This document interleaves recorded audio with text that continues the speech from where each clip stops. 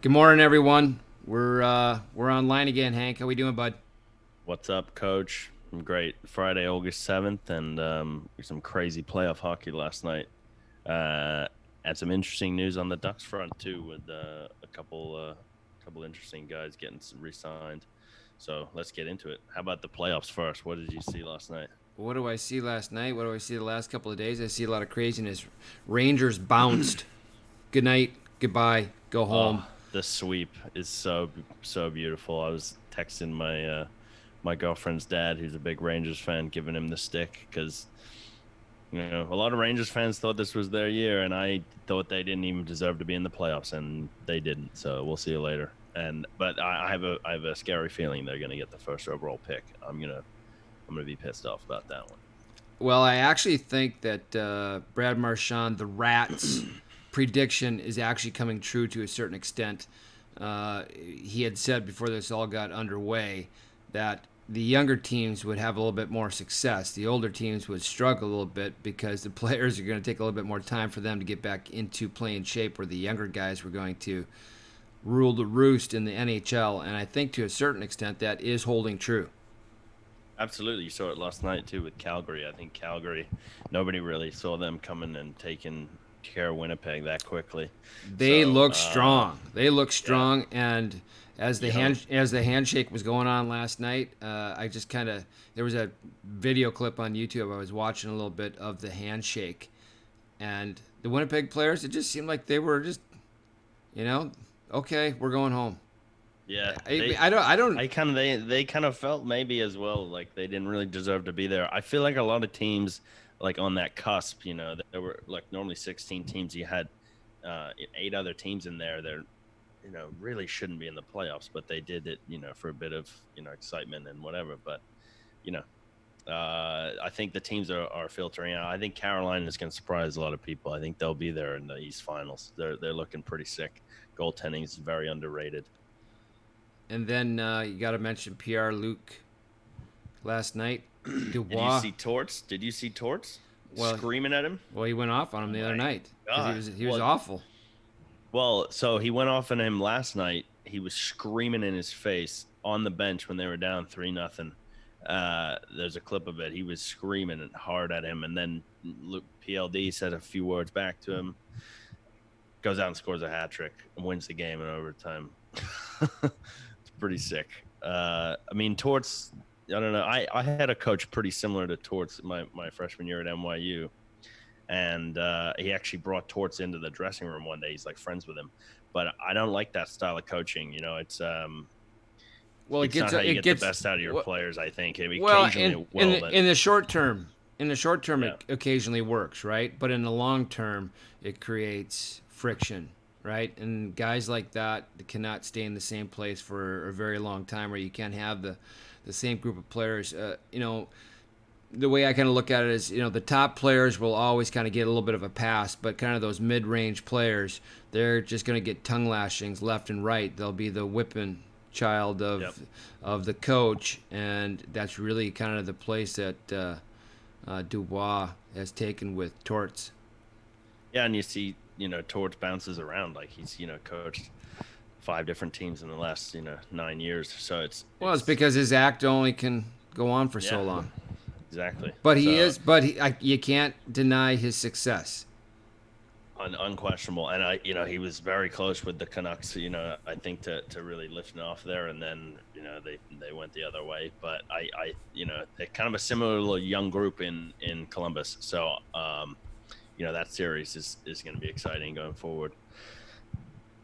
On the Ducks news front, just quickly, Jacob Larson, they re-signed him yesterday to a 2-year extension, 2.4 million. So 1.2 for this season coming up and 1.2 for the next season. I think it's a great deal, like a good bridge deal for Larson, who's really last season. I think he stepped into his game and really played some solid minutes, and at times was a top 4D for us. So he's never going to be a top 2. I think he's a 3, 4, 5 guy for the rest of his career, but he's going to be a good, a good solid D man, and we got a good bargain on that. Yeah, well, I 1.2. mean, I think that's a key component to the future of the Ducks is solidifying the back end and making sure that that is strong and capable of playing at a level that's going to be competitive for a playoff spot in the future. But that all remains to be seen. I know it's kind of fun to talk about potential and possibilities of where the Ducks are going to stack up and things, but as with everything right now in life, it seems like it's so far away. It's hard to even talk about for me, right? Like I want to get excited, but I can't because Yeah, it it's just 6 months from now. it's just kind of too far away, and we're in the middle of a weird. Obviously it's great. Playoff hockey is on. I'm glued to the TV. I'm glued to my phone here listening to games. If I can't watch it on TV, I was walking into the rink last night, and I had the Jackets Leafs game playing on my phone in an audio version. So Love it. it was people were like looking at me. I'm looking at my phone and noises come out of it. They didn't know what was going on. So I'm like, I'm What are you listening. guys doing right now? Clinics or what? I'm listening to the game. Yeah, we're doing clinics right now. So Nice. we're How's actually the sort of ice game panning out over there? Things starting to open up, full team practices, and No, not yet. yeah. In California, unfortunately, we're in phase one, or not even really in phase one right now. We're not even supposed to be doing um, Oh wow. any So how do you team get the sports. clinics going? What do you get, like 8 people max on the ice or what? No, it's a little bit more than that. We can have 25 players Okay. on the ice at a time, but you gotta keep it to skill setting scenarios and Right, no no body. no scrimmaging. So we're spending a lot of time just working on skills, lots of skating, lots of shooting, some passing. Nice. So yeah, Sweet. yeah, but the players are, they've had enough of it. This time of year, they really, you're supposed to be just getting into your season right now, and typically through the summer months with my groups, we do a lot of scrimmaging and stuff. The kids got to have some fun and enjoy the game as well. So it's been difficult because listen, I'm sorry, players play the game because they want to play, not because they want to practice. Practice is part of it, and you got to want to practice to get better. But at the end of the Yeah. day, players play the game because they want to play. 100%. Not- My not- favorite not parts of because they wanna practice be- were they don't- scrimmages or 3-on-3, mini nets. I love it. Yeah, well, that's part of the learning process in the game as well. But unfortunately, right now we're not at that stage yet, and it's wearing on the players and it's wearing on the coaches as well. Yeah. Well, it's good to have some hockey back at least. So I'm pretty pumped for that. What do you think of this of the round robin? Personally, I until about a week ago, I didn't have a clue what the format was for these three teams, but I hate it, and I think it's pointless, and I don't even know why they're playing. I think they should just have all sat out and been seated until Well, the they next round. they needed game time. That there's no doubt about that. You cannot expect those teams after the break to go in and not play games and then be able to jump in and be at some type of level to handle, because these other teams are going through a playoff series scenario Right. where they're going to be improving, and you can tell that the teams are improving as you move along. So even the bounced Rangers were adding to their game and developing their game. Unfortunately, they just ran out of time, and that's really going to be kind of the sad part of some of this. And I mean, that really kind of brings up the question, do you really, if you're not a team that's going to go deep, do you really want to win that first series, or do you want to take a chance to get in the lottery to get that number one pick? Yeah, and we're seeing that on Monday, so that's pretty exciting. On Monday, I think 8 o'clock Eastern time, they're doing the second round of the lottery, and we'll see. It'll be one of those 8 teams that doesn't make it through. So it's still crazy, man. Whatever. I mean, you're a playoff team, and you're going to get a first overall pick, Alexis Lafreniere, who will probably change your franchise. He's on the level of like a Nathan McKinnon kind of player. He's not one of these Jack Hughes kids who's going to come in and put in 20 points his first season. Lafreniere is going to torch the league next season. He is definitely going to be a difference maker for whatever team he goes to, and that begs the question. And I know that this has been a big question in Montreal. Do you really want to win the first series, or do you want to be in You want to be in that potential lottery to get that first pick, and Yeah. I go both sides of it, right? You want to live in the moment. I hate trying to project. I think you got to live in the moment, and if you do win a series, you deal with it and you move on, right? Hmm. If it doesn't work out for you and you get in that lottery opportunity and you get the chance to be the number one pick, then good for you. But if you're it's our job to kind of think and talk about that. But of course, as an organization and as a team, you gotta definitely live in the moment and play the playoffs as if you're trying to win that first round. Yeah.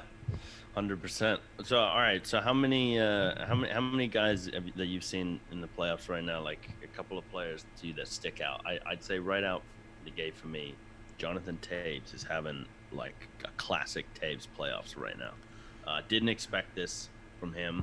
I kind of wrote him off as old and a curmudgeon, but dude, that guy's sick. He's still got it, and he's showing what it takes. This time of year, a couple vets out there playing like lights out. Captain Canada himself, yeah, he's been obviously a player that makes clutch plays at the right times. He gets a big goal the other night. Uh, that's what you expect from players of that caliber.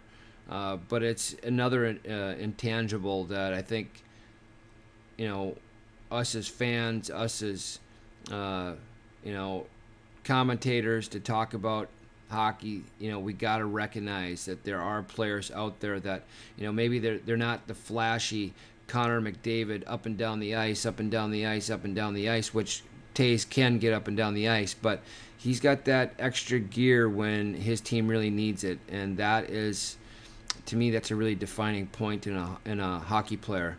It's no different than a Larry Bird in basketball. That would be so clutch, that would score baskets at the buzzer.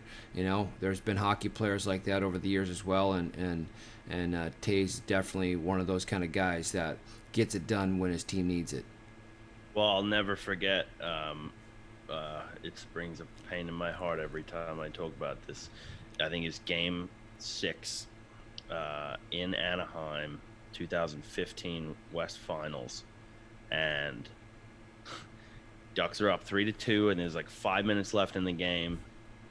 Jonathan Taves, maybe it's 3-1. He scored a point is he scored a hat trick and he won the game in overtime. And that right there was the single most incredible show of captaincy and resiliency from Taves, and he's just going on to show that he can do that every night in the playoffs. So that series is going to be pretty fun to watch the rest of the way, especially with the Oilers with their backs up against the wall now. Yeah, I don't know, man. There's that level of player right there, and then I think the next level of player after a guy like that is players that are just it's not consistent at this stage right now, and that's what I'm seeing a lot of players, top end players that are just aren't consistent. McDavid's is finally kind of getting things rolling for himself. You got to mention him when if you're going to talk about players that are getting things done, Yep. because he's so exciting to watch. Obviously, that um, he does so many things on the ice that when he gets the puck, you're on the edge of your seat. But I take a look at William Nylander, who scores a big goal for Toronto last night. He's the kind of player that I really enjoy watching, because he kind of sits behind that upper echelon of Matthews Marner, but to me, he could be a top guy on a lot of teams. Yeah, no, I agree. And back to your consistency point, like Matthews, started the game yesterday looking unreal, and then he was just dog shit for the next 40 minutes. He's turning pucks over, Oh, I'm sorry, you missing can't you checks. can't let Columbus hang around like that. They get Yeah. one more goal and the game's over. That's they should have known that. That's on Toronto. I feel bad because I like Sheldon Keefe. I'm as Yeah. a fan, when I watch, he's the kind of guy that I can get behind. He's young. He's got a young mind. He's got a bright mind for the game of hockey, for him to try to tackle a fishbowl of the hockey world like Toronto is a difficult task. Yeah. So, you know, another thing that's going on in these playoffs that I didn't really expect is the goaltending. It's just, I guess you can expect it, but it's just not sharp right now. You know, you think about these guys haven't been getting hit by pucks for months, and now they're facing these pretty intense situations. I think that's something you'll see kind of build in the next couple of weeks or month. But yeah, goaltending has not been the greatest. We haven't really seen those highlight reel saves that we're kind of used to this time of year. Here's a player that I think has really kind of come into his own here, and uh, the Wild are kicking themselves in the butt for ever letting this guy go. But Tuck for the Vegas Knights is just he's been almost like a silent assassin, and Hmm. it's interesting because as much as we understand what Vegas is and can be, I think there's kind of out on their own island to a certain extent, and sometimes we don't pay attention to what's going on with them, but. You got to make mention of the Vegas Golden Knights and their potential to make a good deep run in this playoff. I think as a Ducks fan and many Ducks fans out there, we're kind of living vicariously through the Vegas Knights right now. You know, like if we're gonna pull for someone, I think it's probably them. Great franchise, great young team. How did they get Tuck in the expansion draft? They make a deal for him, or they just picked him? I think they made a deal for him, Yeah, and instead because they didn't want them to take Spurgeon, right, or something like they didn't want that. him. They didn't want. Yeah, they didn't want Spurgeon left out to dry. But that's a hockey player right there, and he's got Yeah, size. He can shoot the puck. He's got good hockey sense. He scored a goal the other night from a really bad angle, and but that's just pure hockey sense. He yeah. got the puck off to People the. don't talk about his size. He's 6'4", 230. You know, Yeah, he's a he's big dude. yeah, he's huge. I had actually saw him at rookie camp at the XL Energy Center in St. Paul, Minnesota. His rookie season at rookie camp, they had a final rookie game, and he scored a goal. They did a shootout at the end of the game, and you can see it go on YouTube and do Tuck shootout goal Minnesota Wild. Pretty special kid, man. Rookie camp, and he pulled it through his legs and went around and then chipped it up in the upper shelf, and it was a thing of beauty. But I Nice. when I was watching it, I couldn't believe it. But then of course it was on video, and the more and more I watch it, it's pretty special. So a player of that size that has that skill, has the ability to bump and grind. He plays a power forward style game, but he's also got the skill set of a top end player. So one other, I guess, I mean, it's not breaking anymore. I guess it happened last week, but pretty crazy. Right before the playoffs started, Arizona general manager John Chaka quit, and it wasn't a resignation in the normal sense of the word. It was a full on I quit, and the Coyotes released a statement the next day saying that they were very disappointed in his actions, that they simply used the word abandon the team. So there was obviously some beef going on there, and I looked into it a little bit, and allegedly, um, the owner of the Coyotes took Taylor Hall out to dinner with his son, not Taylor Hall's son, the owner's son, without John Chaka's knowledge, and offered him a long-term contract extension, in the ballpark of 9 to 10 million a year. And you don't do that behind the GM's back. I don't care if you own the team. If you own the team and you want to do that, fire the GM, make yourself the GM. Don't be a bitch about it. And I respect John Chaka's decision. I think before I knew the facts, I thought it was kind of a weird gutless move to do right before the playoffs. But he's taken a stand for the job, and I think, yeah, if these are true, I think that's completely disrespectful for what the owner did. And Well, there's no doubt, but unfortunately, this isn't the first time an owner has ever overstepped his or her bounds and done things that undermine a general manager. This is professional sports in a nutshell to a certain extent. yeah, The owner's got a lot of cash. They have a lot of ego, and unfortunately, they're hiring people to do the jobs that are supposed to be done. They're not in a position to do that. Sit back, enjoy the game. If you don't like what somebody's doing, get rid of them. yeah, no, I agree. And it's a shame because Chaka, he's youngest GM in NHL history at 26 after starting a very successful statistics company. He's one of the brightest minds in the game. He's a forward thinker in terms of he really was kind of behind this whole Corsi rating. He really pushed that into the NHL. He's kind of a Moneyball guy, Yeah, I was just gonna say he's a hockey Moneyball guy. That's for sure. Yeah, And I think it's great. Kyle Dubas is kind of along those same mold as well. They both kind of come from that same style of GMing. They're looking at the statistical aspects of a player, but I think that has gone on a long time. I think it's great that GMs are getting involved with it, but coaches have done this for years and years in some certain statistical areas, and some coaches have made up their own. Kevin Constantine was a longtime coach, former coach of the San Jose Sharks, and then in the Western Hockey League and AHL. He was a guy that created a statistical format for rating players and working with players to develop and grow them. And I think this is just another avenue. The Corsi stats, which sometimes they drive me absolutely berserk trying to understand exactly what that all means. At the end of the day, players got to play, coaches got to coach, and GMs got to do what they do. So if you stay in your lane and you're looking at things from your perspective and your lens, but understand that players still got to go out on the ice and get things done, I think that could be a good combination. yeah, no, I totally agree. So it'd be interesting to see what happens with Chuck. I think the Kraken might take a look at him. Obviously not as their GM; they have one in place, but bring him on board. I'm being a good advisor. How about the Kraken? You like the name? You like the jerseys? I think the digs are pretty sweet. I think the jerseys are pretty nice. I don't know about the name yet. I think I'll potentially learn to like it. I don't know. Will they have a nickname that will kind of settle in a little bit better? Um, Yeah, they do need a nickname, right? I think. Yeah, what do they it's kind of think? What are weird. they going to call their rink? The Crack House? The Crack House. Yeah, and their fans, the crackheads.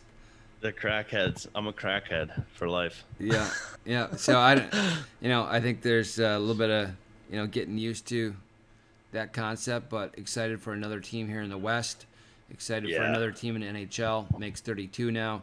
I think it kind of evens some things out a little bit for the future when it comes Once to. once we get closer to that, we got to do like a fantasy, what if expansion draft and see. We should put together a team of who you would pick, who I would pick if we laid it all out. I think it'd be pretty interesting. It's going to be a lot of good players up for grabs because a lot of those young guys that were protected 3 years ago against Vegas are now not protected, and they still have other guys that have big contracts you need to protect. So, I think every team's going to have two or three really, really special players, on the table, and one of them's going to go. So Kraken are going to be good. They're not going to be a bad team. Well, I think in the same mold as Vegas Golden Knights when they came in, kind of that same concept. That you're right. There's going to be players that are going to be available, and they're going to get themselves a good start, which is important, for an expansion team. If you're going to have an expansion team coming in, you got to make sure that they have that opportunity to be successful and competitive to a certain extent, right? You can't be like can't be like the old days where when a new team comes in. Thrashers. Yeah, or the Sharks. You did take the Sharks for instance. Same thing, right? When they first came Yeah. in, that was rough. And the Ducks. I mean, the Ducks were trash until they got Solani, really. And then they made the pick with Korea. It was like, okay, now we can maybe play. Yeah, well, that was kind of the mindset with the NHL at that, in the old guard in the NHL. Well, you got to pay your dues before you can, if Yep. you can't come in the first year and go right to the cup. They didn't want that, right? That they didn't feel that wasn't fair. We put our time and efforts in up to this point here, and we're just not going to allow a team to come in new and take a walk right into the Stanley Cup Finals, Yeah, 100%. which did happen. I'm very happy they didn't win, though. I mean, that would have been too crazy, I think. I mean, it was a crazy run. It was great, but I think I think that it was would've- I obviously a don't know. magical year for them, and a lot of stars aligned for that season. But I agree with you. If they would have won, I don't think I could have. I think it was great that they made a deep run and it was fun, and they were the bell at the ball, right? 100%. Everybody was loving on them. All right, so quickly before we go here, we got a lot of games on tap tonight.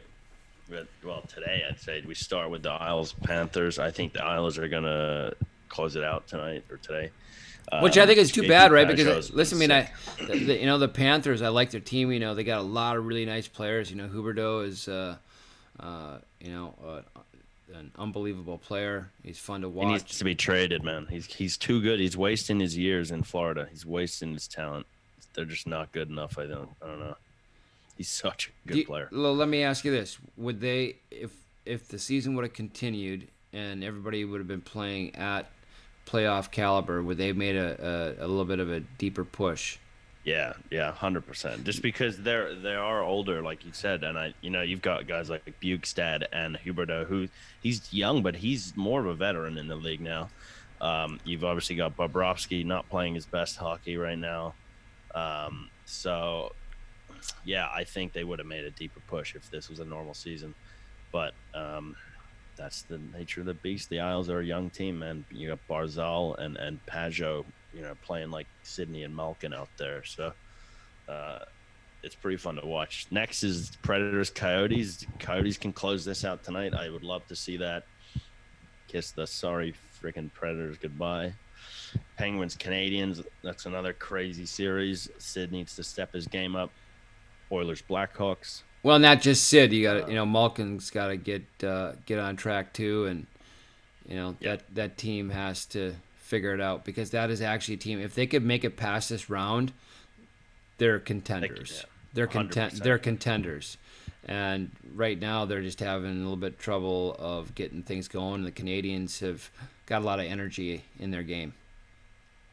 Petry's having a hell of a series, and Oh, he's what a trade, man, from Edmonton. Was that 6 years ago? It was kind of a nothing burger trade at the time, and then Jeff Petry turns into a pretty big stud. well. He's got size. He can skate. He's got skill and vision as a defenseman.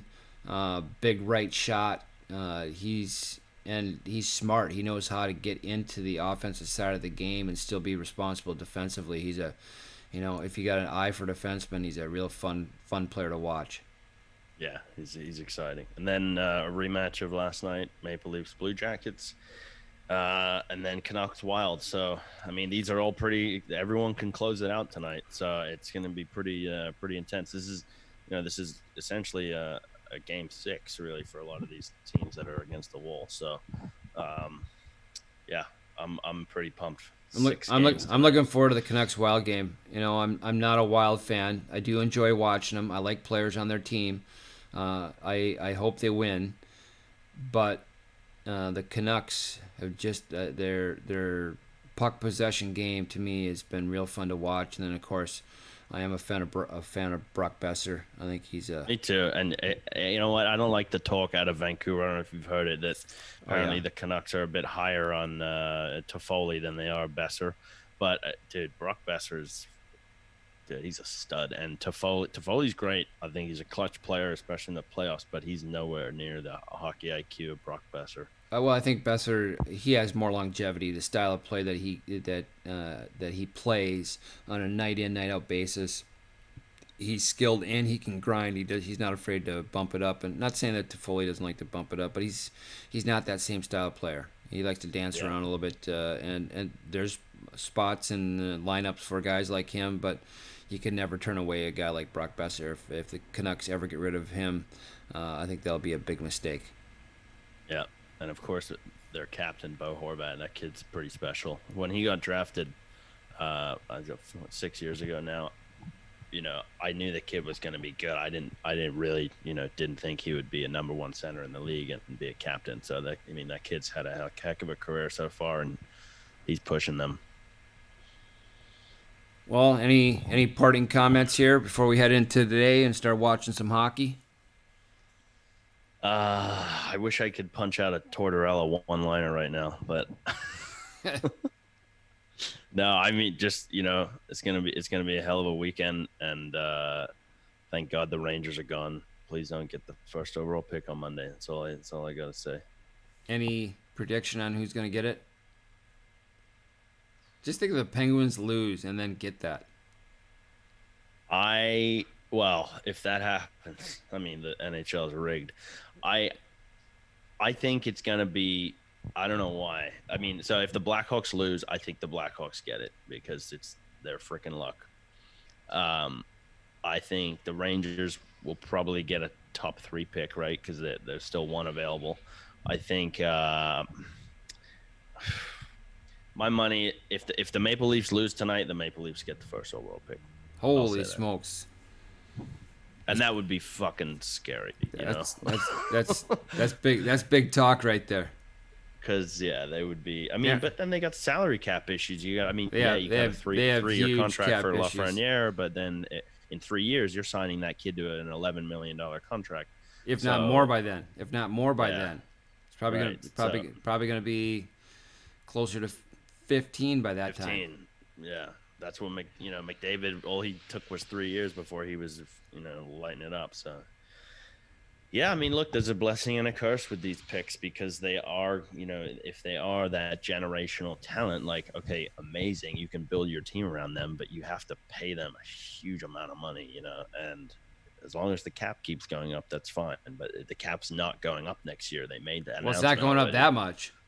Like it's going up like $500,000. Well, they're a team like the Leafs would definitely have to make some moves and make some changes in their lineup to free up some cap space. But the problem is that they're tied into some guys for quite some time. Yep.